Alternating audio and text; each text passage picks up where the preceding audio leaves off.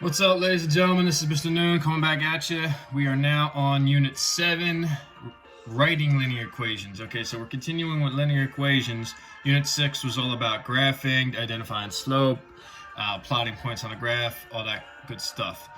Now we actually want to write the equation given some different things. The first lesson, 7.1, is how to write an equation of a line given a graph or given the slope and the y-intercept. Fairly simple, okay? You just need to know two things, and that's our central question. What two things do we need to write a linear equation? Once you have these two things, once you know what these two things are, then you can write an equation, okay? I got some music playing in the background. You might be able to recognize it. This one is actually from Guardians of the Galaxy Part 1. Extra credit to whoever can identify what scene this song was from. Okay.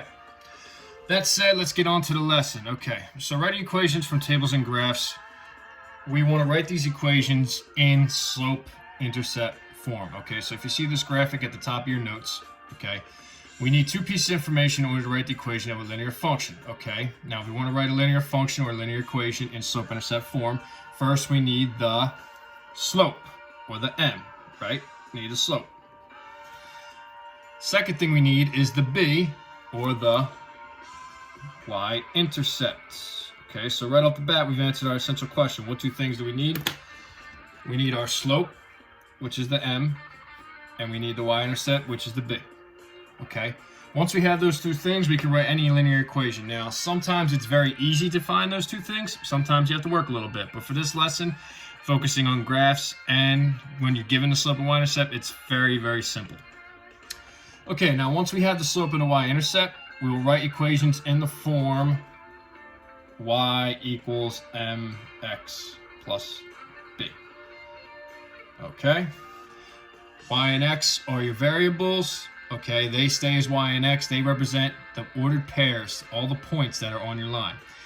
M and b are the two values we have to find for each situation. Okay?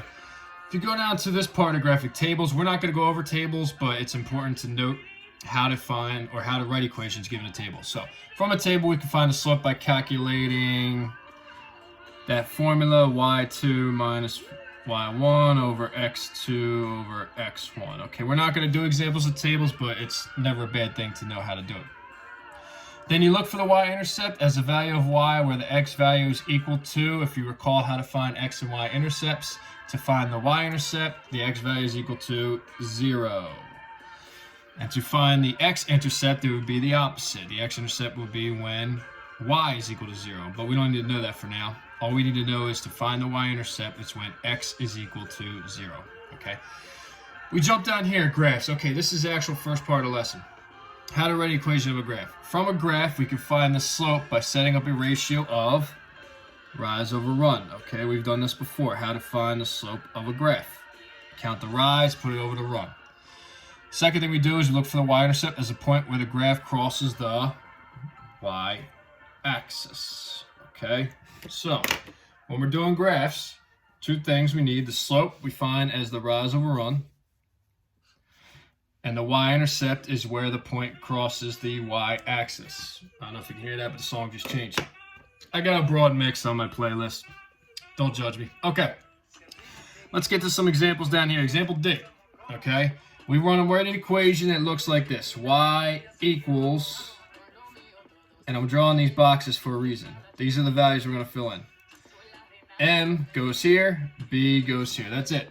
Once you know M, once you know B, just plug them into your equation, okay? So let's find the M first, the rise over the run. Rise over run. Okay, if you recall, rise is how much you're moving up or down. Okay, so I look at my graph here. You might have to zoom in on your video to see this, okay? I want to pick out 2 points. Now, my line doesn't really give me 2 points, but I want 2 definite points. You'll use these cross sections, these grid marks, to figure out 2 points. Well, I know 1 point can always be my y-intercept, okay? And actually, if you want to label that, we know what the y-intercept is. This line crosses the y-axis at 2. Positive 2, right? Here's my y-intercept. Okay, so that's 1 point. Now I scroll my line until I find another exact point I can use. Well, it looks like here's another point I can use, okay? So this is my line. Remember, the slope is the angle at which the line is going.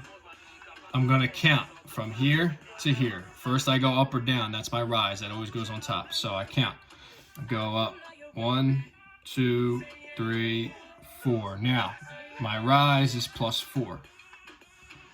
It's +4 because I'm moving up. Now, if I were to move down, that would be a -4, okay? So my rise is 4. Let me write that over here. So now I'm here now. I want to know how I get to this point. Okay, well, moving left to right is now our run, so I'm going to count. How many spaces to the right do I move? 1, 2, 3, 4, 5. Because I'm moving right, that means it's a +5. If I were to move the opposite direction, it would be a negative, okay? So my run is 5. That means my slope is 4/5. Now, the next thing we do, we check to see if this is in lowest terms. It is. 4/5 cannot be reduced any further. Now, you can leave this as an improper fraction if that were the case, okay? So that's it. You have the m, you have the b, you just plug them into your equation. So my equation, I put 4/5 right next to my x, that's my m, and my b would be 2. So here's my m, here's my b. So my equation, if I want to write an equation of this line, would be y equals 4/5 x plus 2. That's it. Pretty simple. Okay. Let's do another example. Jump down here at the bottom of the page to example E. Let me make sure we're all in focus still. Yes, we're looking good. Okay. Okay. E again. I need 2 points. So the first point I can use is my y-intercept. So I'm going to look where the line crosses the y-axis, and that's right here. I'm going to circle it right there. So off the bat, I'm going to label my parts. These are the 2 things I got to fill in, remember? M goes here, B goes here. Well, I know the B, the y-intercept, is 2, again, +2, okay? Because it crosses 2. Now I want to scroll up my line and get another exact point. Well, if I scroll up, I find another point right here at the coordinate that is, looks like -1, 5. That's my next point, okay? So now I want to find the M, my rise over my run. All right, so I go from here to here, and it doesn't matter which direction you go to because we all know that this is going to end up being a negative slope because it's going downward in downward motion. Okay, but let's say I wanted to go from here, start here, and then go up here. Okay, so my rise would be 1, 2, 3, and I'm moving up, so it would be a +3. So my rise is +3, and now I'm here, I want to move here, I'm going to the left 1, so my run is -1 because I moved left. So my slope is +3 over -1, okay? We can simplify this and just make it look better, basically. +3 divided by -1 is actually just -3. It just looks cleaner. So my slope for this line is -3. And that's it. We're done, okay? My equation is now y equals -3x plus 2. That's my answer. Okay? All right. That's pretty much it for graphs. Okay? Not to drag this lesson out anymore. I'm actually going to go over this part right here, okay? Because I'm going to break this lesson up into 2 parts. So we're just going to focus on graphs. I know I said that's it for graphs. I want to go on these, and then the next video is going to be down here, writing an equation of a line given slope and y-intercept. So I want to go to example F on the 2nd page. Okay, this is a word problem. Betty's Bakery uses a chocolate chip cookie recipe that calls for a certain ratio of brown sugar to butter as shown on the graph, okay? They give us the graph here. They say the butter in cups is your x-axis,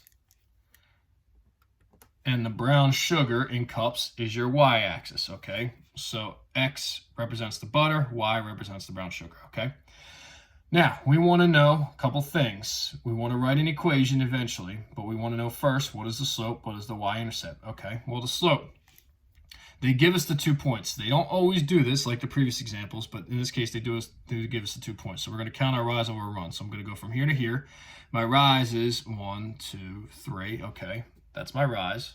3, I put that on top over here next to A. And then my run is 1, 2, 3, 4. Okay, so that's a +4, and this is a +3 because I'm moving up and right. So it's positive, positive. So my slope is 3/4. We ask ourselves the question, is 3/4 in lowest terms? Yes, it is. Cannot be reduced. 3 and 4 do not have any common factors. All right. Y-intercepts. Okay, we look at where this line crosses the y-axis. Well, we go down, down, down, and we see that the line crosses the y-axis at the origin. And we all know the origin is the point 0, 0. So our y-intercept is actually 0. Okay? So our equation is going to look like this. Y equals our slope times x plus 0, or we can rewrite this as just y equals 3/4 x. Okay, if it's plus 0, it's plus nothing. So we don't really have to write the plus 0, but you can if you want to.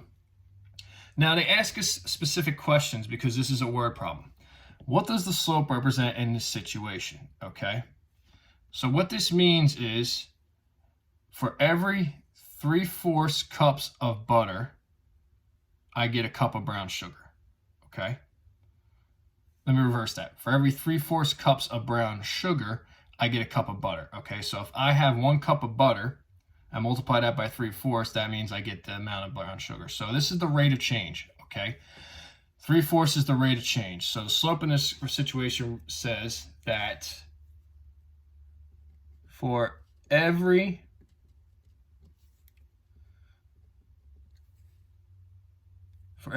cup, let me cross out the 3/4, for every cup of butter, I use 3/4 of a cup sugar. Makes sense? If I plug in 1 cup, which is my x for butter, multiply that by 3/4, I'm actually getting 3/4 of that for the amount of sugar. So I'm always going to put in more butter than sugar in this recipe. That's what the slope represents. It's the rate of change. What does the y-intercept represent in this situation? All that means is the y-intercept is 0 here, which means that if I put 0 cups of butter in, I put 0 cups of sugar.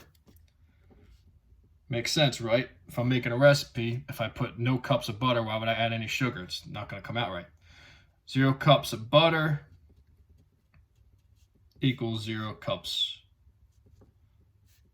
of sugar. I know I got a little confusing on the first part of that problem, but just so you understand, the equation says that for every cup of butter, I put 3/4 of a cup of brown sugar. That's the ratio. That's the rate of change. Okay, that's what the slope represents. Okay, and the y-intercept means if I have 0 cups of butter, I have 0 cups of sugar.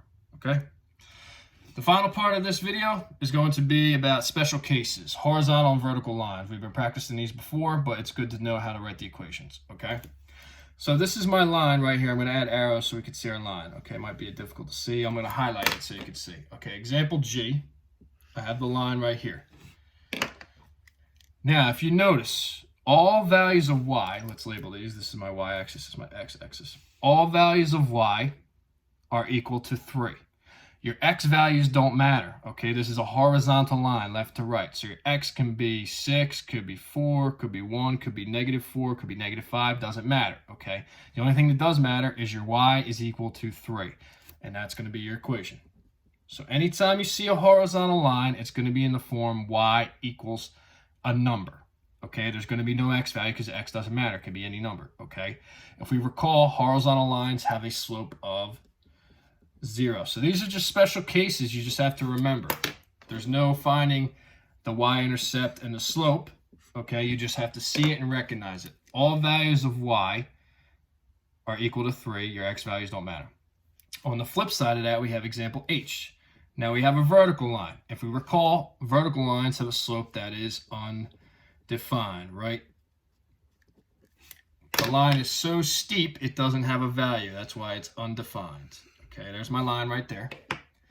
Now, if you notice, this is my y-axis, this is my x-axis. All x values here are equal to -6. My y's can range from positive infinity to negative infinity. They don't matter. So they're not even going to be a part of my equation.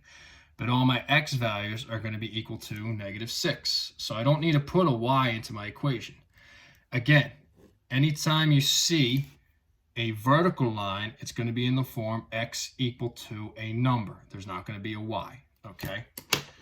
So, quick recap on a quick, easy way to remember this, and you can watch this video as many times as you need to. If you have a horizontal line, it's going to be y equals a number. If you have a vertical line like this, it's going to be x equals a number. If you can remember that, you can do all these problems. All right?